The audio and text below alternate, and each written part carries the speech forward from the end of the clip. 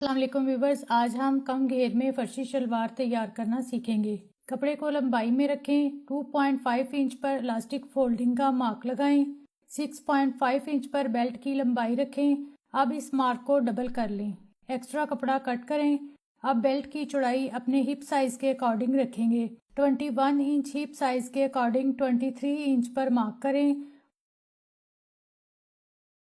अब बाकी कपड़ा लंबाई में डबल रखें। कपड़े की चौड़ाई 19 इंच है। बेल्ट को इस तरह लंबाई में एडजस्ट करें और यहाँ से शलवार की टोटल लंबाई 37.5 इंच मार्क करें। अब इस मार्क पर कपड़े को डबल करें। एक्स्ट्रा लंबाई कट कर दें।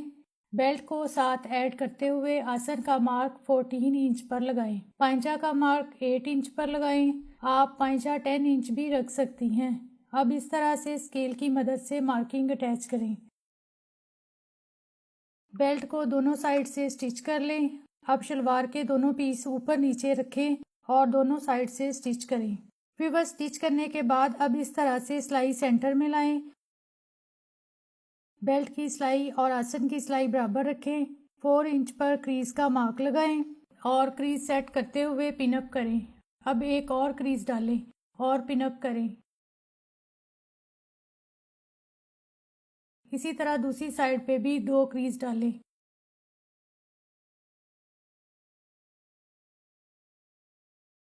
बैक साइड पर घेर के मुताबिक आसन की दोनों साइड पर 3.5 इंच पर मार्किंग करके क्रीज बनाएं और पिनअप कर लें। ख्याल रहे कि बेल्ट की सिलाई आसन के बराबर रहे। आप पिन रिमूव करने के लिए सिलाई लगा लें।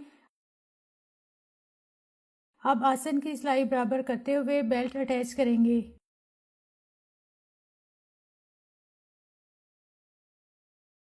एक सिलाई ऊपर की तरफ करते हुए बेल्ट के ऊपर लगाएं। इलास्टिक के लिए सिंगल फोल्डिंग करें। 21 इंच हिप के अकॉर्डिंग इलास्टिक 14.5 इंच लें और सेंटर से स्टिच करें। इस तरह सेंटर बनाते हुए पिनअप करें और स्टिच करें।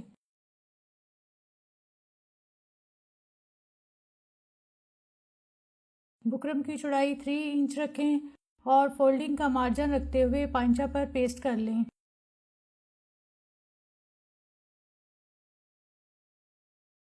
सिलाई का मार्जिन रखते हुए स्टिच करें। अब कपड़ा अंदर की तरफ पलटकर एक सिलाई किनारी पर लगाएं। इस तरह से तिरछी मार्किंग करें और फिटिंग की सिलाई लगा लें। Thank you for watching. Allah Hafiz.